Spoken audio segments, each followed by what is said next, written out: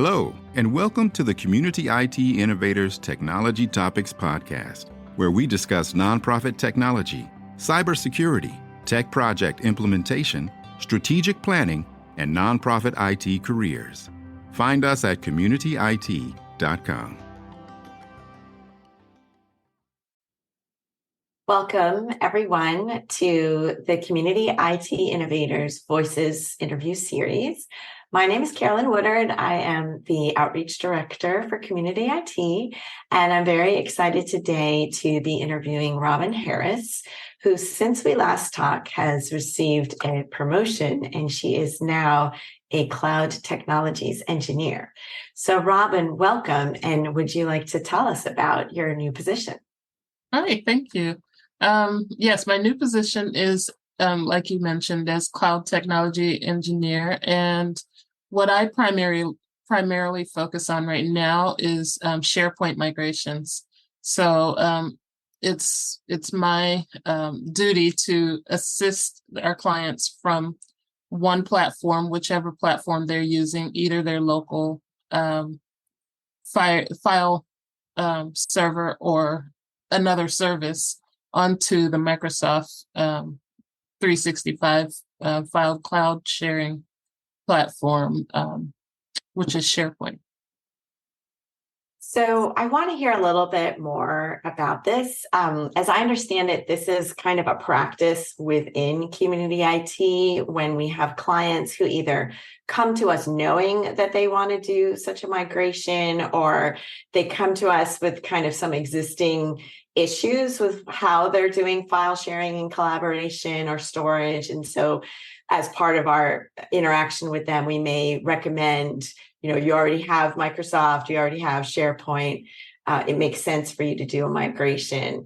So is that how it kind of works? And how do you interact with those clients?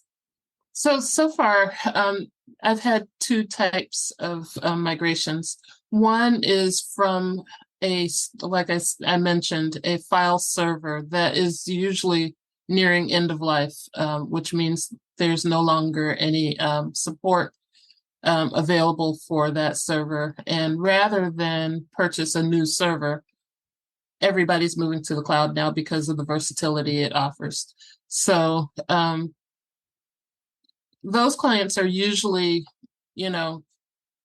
brand new to the platform, and brand new to the concept of sharing their files, both amongst their colleagues, as well as now they can share externally, which they couldn't before.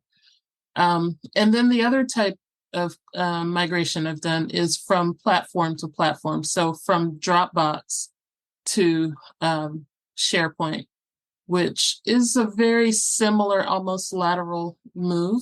It just usually saves them some money because they're already paying for the cloud storage in Microsoft 365. So why not use that as opposed to paying Dropbox? So that those two client types so far is all I've handled, and in both cases, the client is usually extremely willing to embrace the new platform. So it's pretty cool. Yeah, I know that we work very collaboratively with our clients. So I don't know if this is even a question that you can answer, but is there like a standard amount of time that it takes for a migration to happen? Like if we have someone out there thinking about like, oh, I really need to move to SharePoint, are there parameters that you can give them for about how long it takes and how involved a process it is? What usually happens?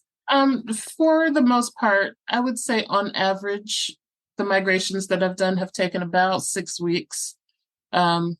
And in some cases longer. The longer cases are usually for larger organizations. They usually have to work out different locations that their files are going to go to. They're also working out permissions to their files as well. So we actually walk the client through determining how many sites they'll need, and what permissions and permission levels they need to have on their new sites. Wow, that's amazing, because I think just hearing about it, I would have assumed that it took like 6 months or a year to do a migration. So when you said 6 weeks, I was kind of like, wow.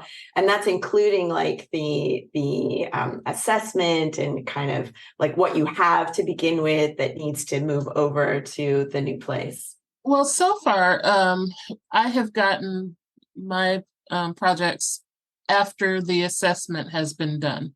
So they've been assigned to me depending on what they need. And therefore, the 6 to 8 week window is what it takes after someone has already assessed how much data they have, any gotchas on their current platform. Those types of issues are usually worked out before I get it. Oh, I see. So when they come to you, the engineer, they're already ready to go. And then you're helping with the technical aspect of changing platforms. Mostly.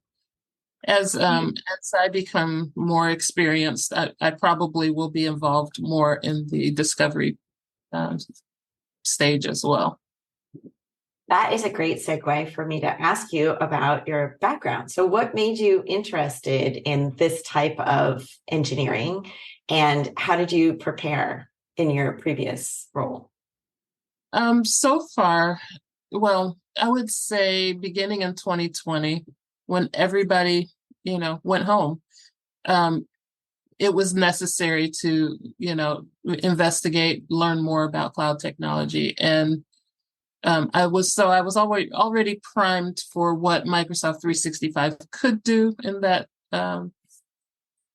area, as well as just being able to consult clients.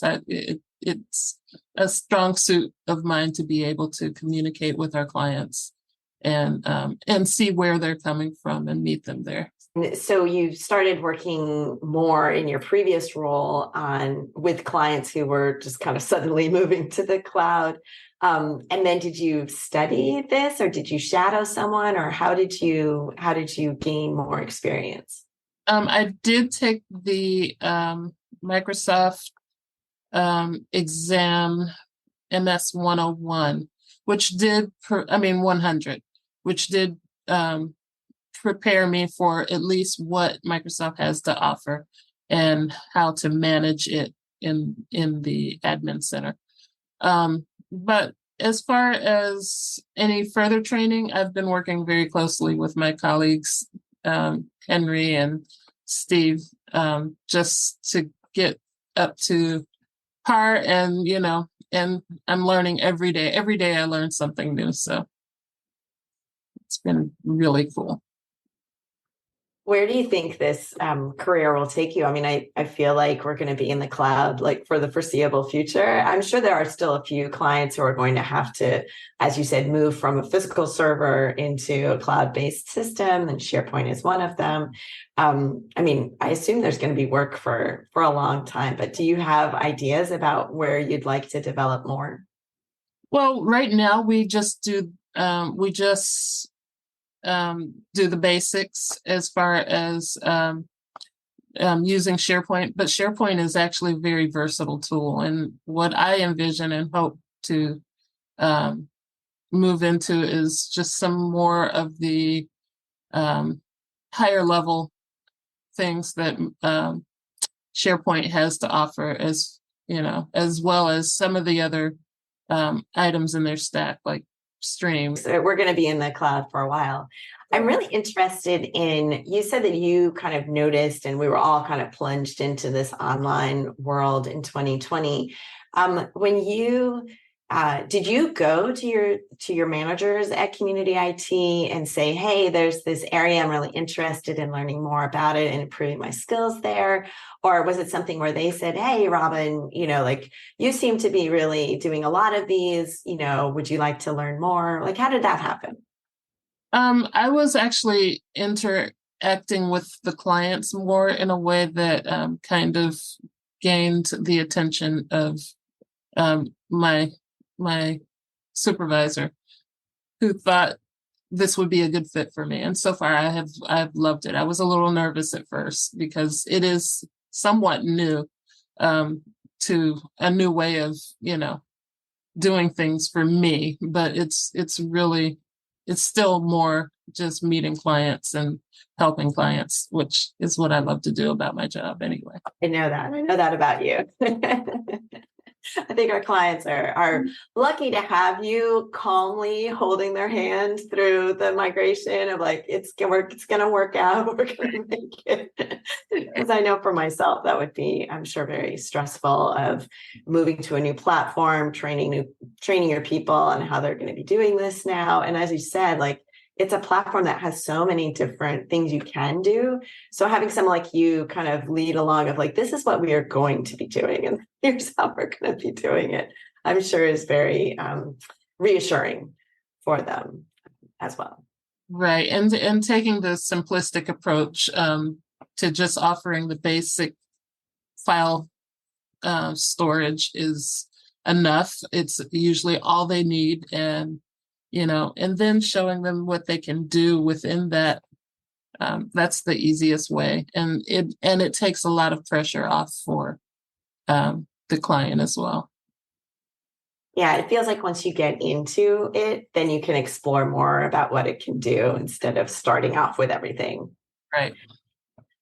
So I'm interested also of, we were talking a little bit before this about women in different careers and how a lot of careers are changing, and women are finding more parity and more opportunities and more, ability, able to show their abilities more. So when you were little, did you think, oh, one day I'm going to be a computer engineer? Was that something that you had as a goal? No, because computers weren't as prominent as they are now when I was little. But I did know I wanted to be a scientist of some sort. I love to just, investigate what makes things tick. When I was little, my parents got me an easy bake oven, and I might have baked one cake in it. And the next day I took it apart to see how that little cake was baking. So those kinds of things have always intrigued me. And even cloud technology right now is, we love to experiment and try new things and see what else we can offer to our clients, by seeing what's going on under the hood, so to speak. Can you tell me a little bit more about your background? Did you grow up in the DC area? No, I grew up as a Navy brat. My dad was served in the Navy for 26 years, and we moved around to Japan, and mostly when I was in the United States, I was in the southern United States, so Florida, Charleston. And when I was away, we were in Okinawa and mainland Japan, kind of not intermittent, but taking turns stateside versus being abroad. And I guess growing up around the military, I also got to see many women doing, many different career paths. So it was just always a given for me that my parents my mom told me she knew I was going to be an engineer, and that just floors me. And she said she knew it from the easy bake oven incident. But well, thank you so much for catching us up on what you've been doing and where you came from. And I'm sure this role, it just seems like such a natural fit for you. It's so great to hear about the different times that community IT can really support people internally with changing their role or, taking on something new, figuring out how to do it. So it was just lovely to talk to you. And thank you again so much for sitting with me for this interview. Thank you. Community IT does these free webinars and podcasts for our community, and we love sharing our knowledge and experience. If you have more questions or are having trouble with your IT at your nonprofit, please get in touch with us on our website, www.communityit.com, so we can start a conversation or schedule an assessment. Downloading any of our free resources there will get you signed up for our webinar reminders, and you can attend our next webinar in real time and ask our experts your own questions. If you love podcasts, please subscribe and leave us a rating to help others find this leadership resource for nonprofits.